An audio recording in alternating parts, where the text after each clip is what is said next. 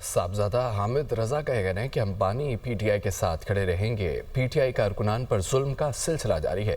रहनुमा पीटीआई जुनेद अकबर का कहना था कि अवाम के मुंतखब नुमाइंदों की तजलील की जा रही है। बानी पीटीआई से मुलाकात की इजाज़त नहीं दी गई। हम मुकदमात और जेलों से डरने वाले नहीं हैं। वो एडे आला जेल के बाहर मीडिया से गुफ्तगू कर रहे थे। सुनिए।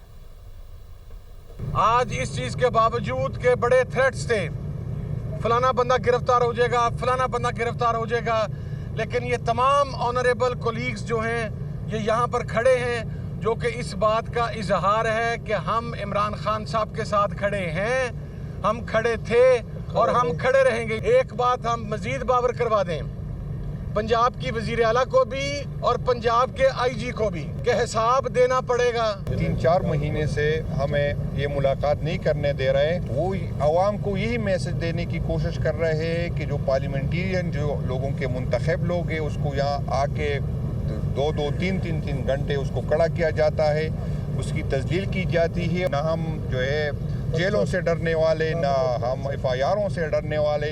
आप सबको पता है कि जब भी खान साहब ने हुक्म दिया है तो पाकिस्तान तहरीक इंसाफ की क़ियादत और पाकिस्तान तहरीक इंसाफ के वर्कर ने लब्बैक कहा।